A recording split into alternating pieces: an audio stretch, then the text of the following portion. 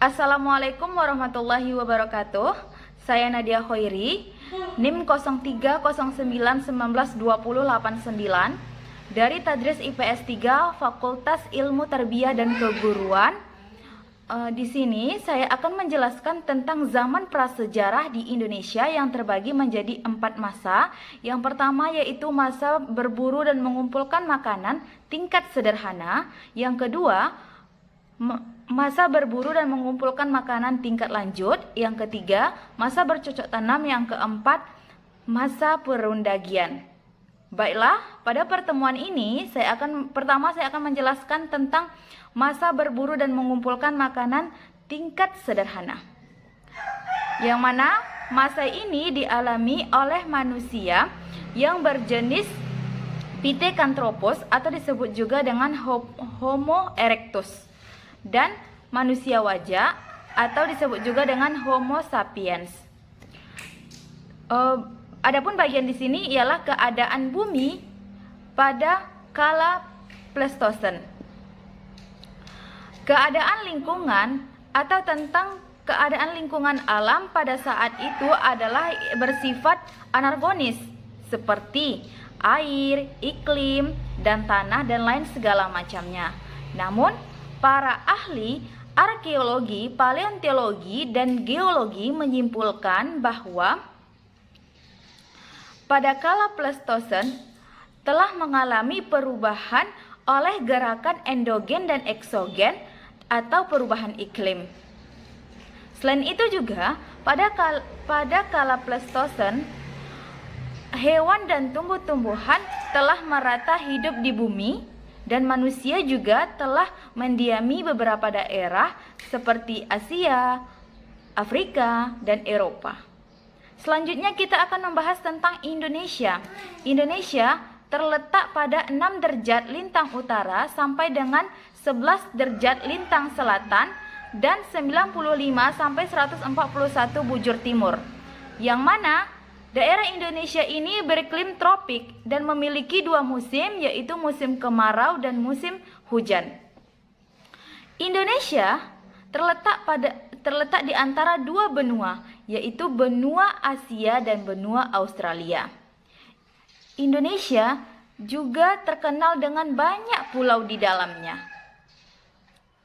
Berikutnya, dahulu pada zaman geologi, Indonesia mengalami yang namanya perubahan alam yang menyebabkan daratan berubah menjadi lautan. Begitupun sebaliknya, lautan berubah menjadi daratan. Selain itu juga, pada zaman tersier,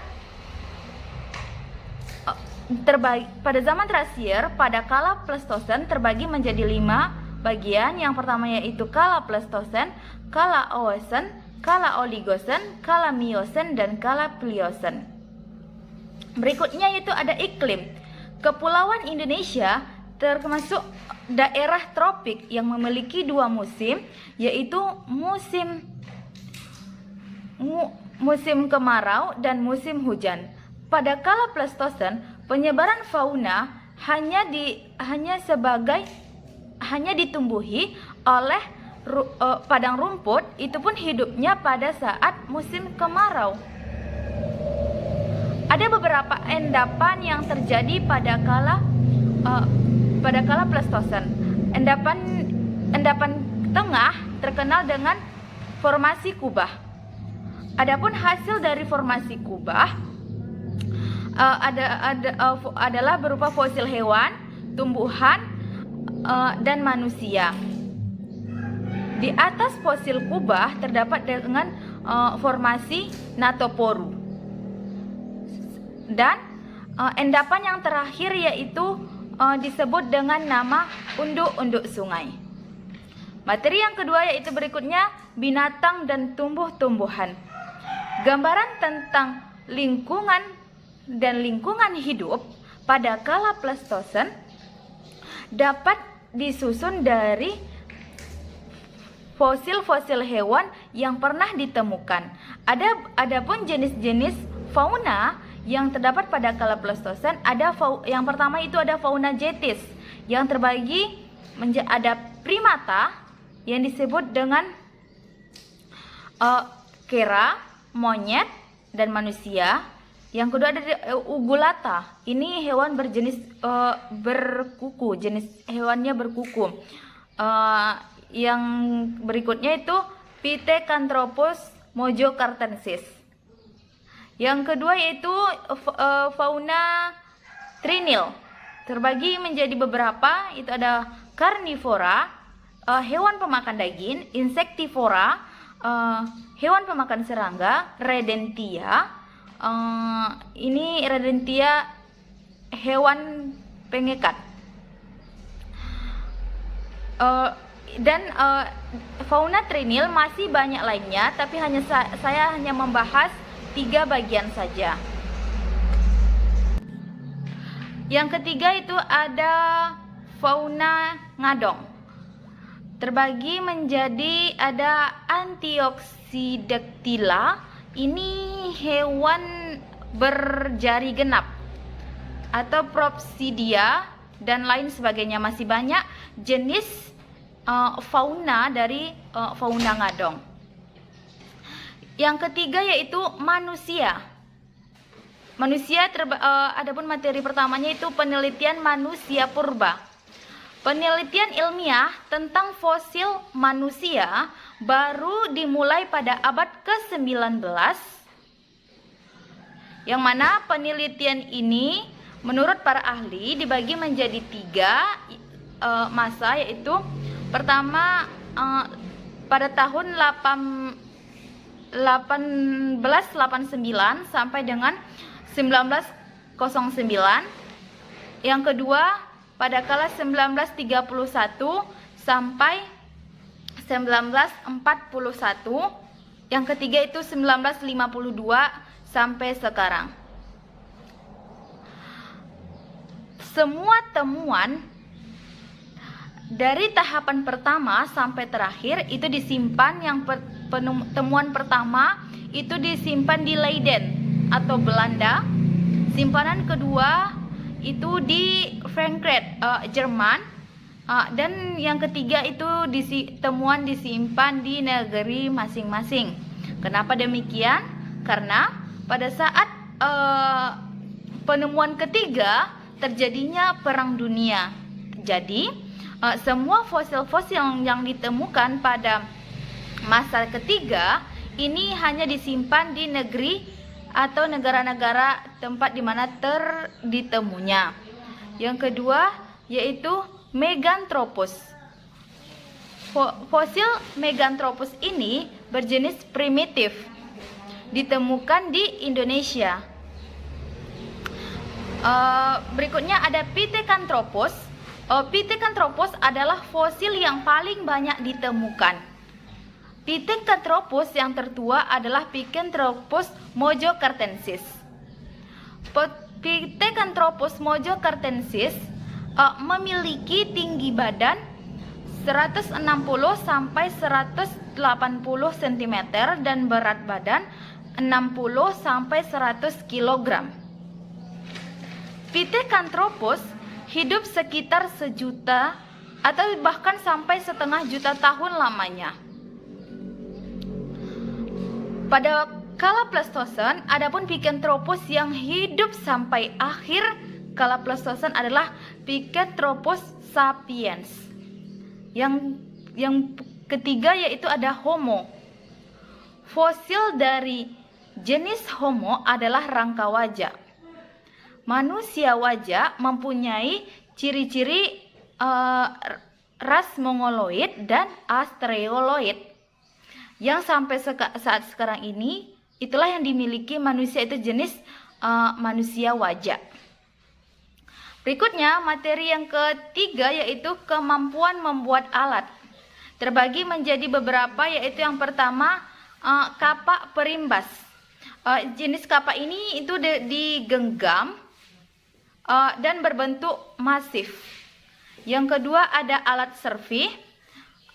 Yang ketiga ada alat tulang, yang ini biasanya dijadikan sebagai alat rumah tangga, dan juga itu tanduk digunakan sebagai sumpit atau belita. Yang terakhir yaitu kehidupan sosial. Pertama ada kehidupan bercocok atau kehidupan berkelompok. Manusia hidup dengan kelompok-kelompok dan membekali dirinya pada saat berburu. Adapun kelompok-kelompoknya yaitu para laki-laki itu tugasnya berburu, sedangkan perempuan itu tugasnya mengumpulkan makanan. Yang kedua yaitu perkembangan budaya masyarakat berburu. Ada dua hal yang paling penting pada saat berburu, yaitu alat-alat yang memadai dan api. Inilah beberapa penjelasan dari masa berburu dan mengumpulkan makanan tingkat sederhana. Berikutnya kita akan masuk kepada masa berburu dan mengumpulkan makanan tingkat lanjut. Baiklah, pembahasan selanjutnya yaitu tentang masa berburu dan mengumpulkan makanan tingkat lanjut. Pada masa ini dikenal dengan pasca Pleistosen. Pembahasan yang pertama yaitu tentang keadaan alam pada kala pasca Pleistosen. Adapun hal yang penting pada kala pasca Pleistosen ini adalah perubahan iklim yang mempunyai persamaan dengan iklim yang kita rasakan pada saat sekarang ini. Adapun iklim yang sekarang ini adalah tingkat awal dari fluvial dan aluvial yang kelima. Pada awal pasca Pleistosen, berbagai gua telah didiami oleh manusia. Sedangkan di Eropa, gua-gua telah didiami pada saat kala Pleistosen. Sedangkan di Indonesia, gua-gua didiami setelah atau pasca Pleistosen. Selain itu, semakin berkembangnya kecerdasan otak manusia, mereka telah mampu mengeluarkan keterampilan dan mengolah bahan-bahan alam. Seperti alat-alat batu, itu telah memiliki beragam variasi, bentuk, serta jenis-jenis lainnya. Yang kedua, kita akan membahas tentang alam dan alam hewan. Ada beberapa jenis fauna yang ditemukan pada saat kala pasca Pleistosen. Yang pertama itu ada fauna sampung. Ini ditemukan pada penggalian oleh Stein pada tahun 1928 sampai 1931. Adapun jenis spesiesnya ada Bubalis. Yang kedua yaitu fauna basuki. Ini ditemukan dalam penggalian gua Petpuro oleh Heikeren. Yang ketiga ada fauna Panung. Ini adalah hasil dari fosil Elephas maximus yang didapatkan dari hasil penggalian gua Songterus. Yang keempat ada Flora Flores, ditemukan di gua Toge. Adapun jenis spesiesnya ada Ratus. Ini adalah sejenis tikus. Yang ketiga itu manusia. Manusia terbagi dua, yaitu ada ras pokok dan penduduk. Ras pokok ini adalah 10 tahun yang lalu telah terbagi ras menjadi dua bagian, yaitu ras Mongoloid dan ras Australoid. Sedangkan penduduk adalah perkumpulan manusia dalam suatu tempat dan saling berinteraksi satu sama lainnya.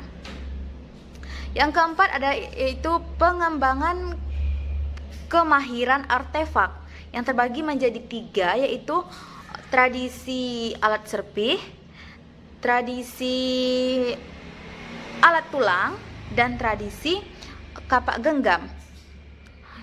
Tradisi ini dibuat dari hasil kulit kerang, yang mana persebaran tradisi atau artefak-artefak ini kepada daerah-daerah seperti Sumatera, Jawa, Bali, Sulawesi, dan lain sebagainya. Yang terakhir, yang kelima, yaitu masyarakat. Masyarakat terbagi menjadi, yang pertama itu kehidupan sosial ekonomis. Dalam masa berburu, keadaan ekonomis pada pasca Paleosen masih sama dengan sebelumnya atau pada kala Paleosen. Kenapa demikian? Itu disebabkan karena keadaan iklim, kesuburan tanah, dan keadaan fauna yang ada di sekitar mereka. Selain itu juga, bercocok tanam dilakukan dengan amat sederhana dan berpindah-pindah sesuai dengan kondisi tanah atau kesuburan tanah yang ada di daerah tersebut. Yang kedua itu ada kehidupan spiritual. Lukisan-lukisan yang ada di dinding-dinding gua ataupun ada di lukisan-lukisan di kerang-kerang menggambarkan tentang kehidupan sosial ekonomis anggapan mereka. Selain itu juga mereka percaya terhadap peristiwa-peristiwa dan upacara-upacara penguburan. Hal ini terdapat di Gua Sampung dan Gua Sodong. Selanjutnya yang ketiga adalah seni cadas. Seni cadas ini adalah salah satu pencapaian baru yang mereka dapat pada saat pasca Pleistosen. Seni cadas ini banyak gambarnya atau banyak bisa didapatkan di Gua Tambrin. Inilah pembahasan tentang masa berburu dan bercocok tanam pada tingkat lanjut. Kemudian kita akan beralih kepada masa yang ketiga, yaitu masa bercocok tanam. Baiklah, pembahasan berikutnya masuklah kita kepada masa bercocok tanam. Masa bercocok tanam ialah pertama itu ada manusia. Manusia ciri-cirinya penduduk pada masa bercocok tanam pada Indonesia bagian barat telah memperlihatkan atau menunjukkan ras Mongoloid, sedangkan Indonesia bagian timur memperlihatkan ras Australomanesid. Sedangkan populasi di masa bercocok tanam manusia sudah lebih besar karena pertanian dan peternakan. Kepadatan penduduk lambat laun meningkat menjadi 2 per kilometer. Daerah yang dihuni manusia makin bertambah luas dengan pemutusan populasi daerah-daerah subur. Dan mereka juga dan penduduk atau masyarakat telah berkurang melakukan aktivitas yang namanya berpindah-pindah. Mereka lebih suka dan memulai hidup menetap di satu tempat. Itulah yang terjadi pada masa bercocok tanam. Kemudian yang kedua, masyarakat atau penduduk pada masa bercocok tanam telah mengalami peningkatan kemampuan membuat alat. Adapun di antaranya yang mereka mampu adalah mereka bisa membuat beliung persegi, kapak lonjong, mata panah, alat-alat obsidian, gerabah, alat pemikul, dan perhiasan. Itu mereka lakukan atau mereka telah mampu membuat itu semua. Selanjutnya, masyarakat bertani. Dalam kehidupan sosial ekonomi, pada masa bercocok tanam telah muncul perdagangan. Dalam perdagangan ini mereka melakukan yang namanya bersifat barter. Barter di sini dalam artian adalah pertukaran barang yang satu dengan yang satu lagi. Adapun barang yang mereka tukarkan antara satu dengan yang satunya itu adalah hasil dari bercocok tanam tersebut. Selain itu juga ada hasil kerajinan yang mereka bisa, itu seperti gerabah. Ada gerabah, membuat perhiasan dan lain sebagainya. Selanjutnya, kehidupan sosial. Gotong royong merupakan kewajiban yang sama-sama dirasakan anggota masyarakat. Kerjasama yang sehat atas dasar kepentingan bersama. Setiap gerak dalam kehidupan masyarakat dimulai dari hubungan individual, berlanjut dengan komunal, selanjutnya lebih luas lagi. Yang terakhir yaitu ada pemujaan nenek moyang. Ada pertama konsepsi kepercayaan. Kepercayaan bahwa roh seseorang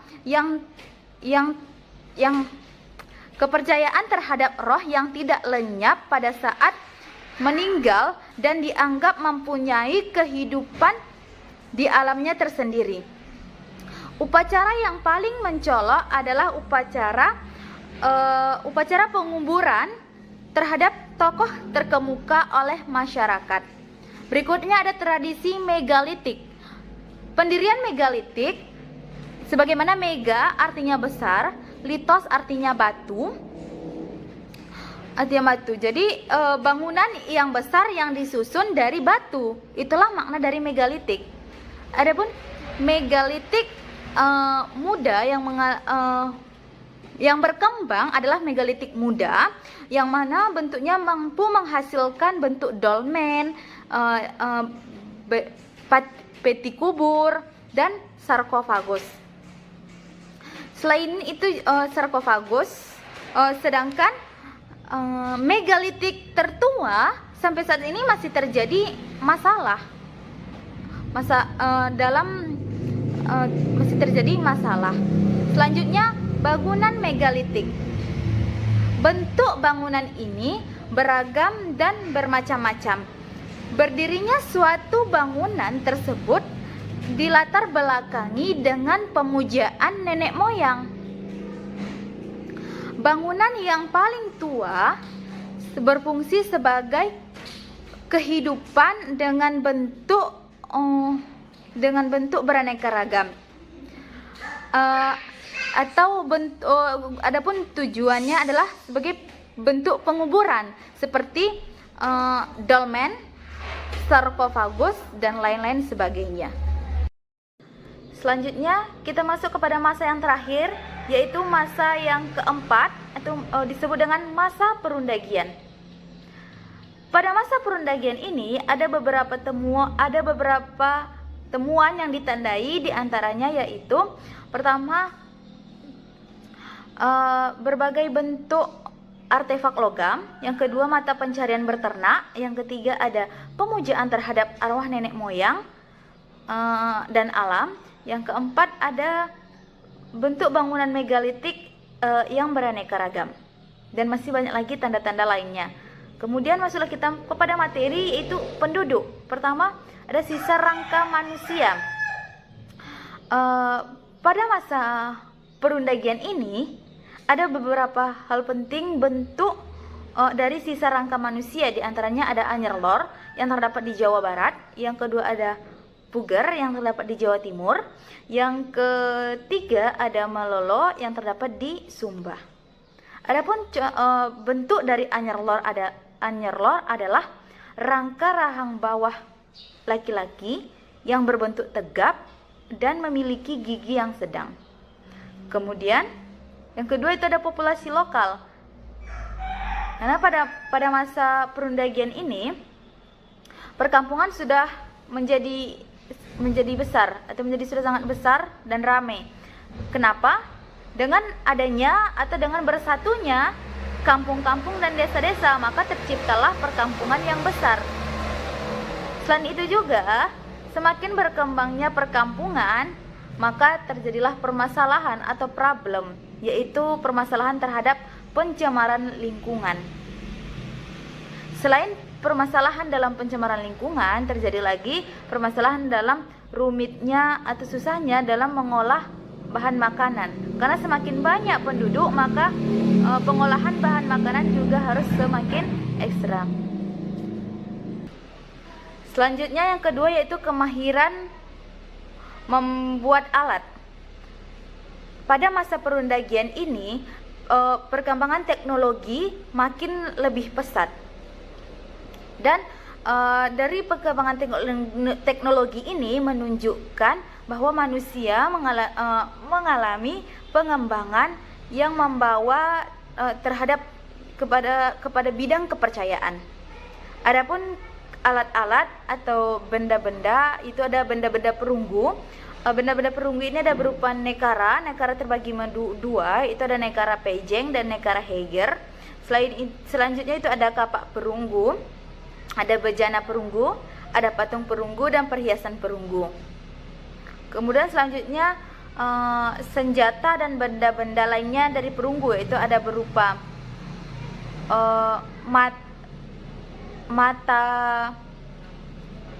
mata tombak yang berbentuk daun, belati, mata pancing dan lain sebagainya. Selanjutnya ada benda-benda besi, ada mata tombak, ada mata pisau, dan mata kapak yang berbentuk jenis beliung. Selanjutnya itu ada gerabah. Gerabah terbagi tiga, yaitu ada kompleks gerabah buni. Yang kedua ada kompleks gerabah Glimatuk. Yang keempat adalah ada kompleks gerabah Kalampung. Yang mana pada masa perundagian ini persebaran gerabah sangat berkembang dan sangat meningkat. Selanjutnya yang terakhir itu ada manik-manik. Mereka telah bisa dan mampu membuat manik-manik dari yang terkecil sampai yang terbesar mereka telah ciptakan. Inilah suatu kemahiran yang mereka bisa pada masa perundagian. Selanjutnya kita masuk kepada masyarakat. Pertama ada kehidupan sosial ekonomis. Pada masa perundagian ini, masyarakat Indonesia pada daerah-daerah pegunungan, daerah pantai, daerah tepi pantai dan daerah dataran rendah, mereka sudah memiliki kehidupan yang makin teratur dan terpimpin. Dalam tata kehidupan yang sudah teratur, berburu hewan liar seperti harimau dan kijang masih mereka lakukan. Dengan tujuan ini adalah sebagai tambahan dari mata pencaharian mereka.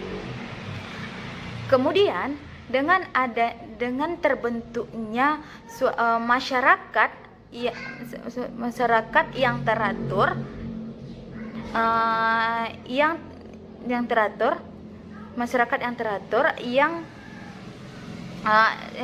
yang teratur, dengan terbentuknya golongan-golongan undagi, ini mengembangkan daya cipta dan berbagai teknologi yang mereka bisa lakukan.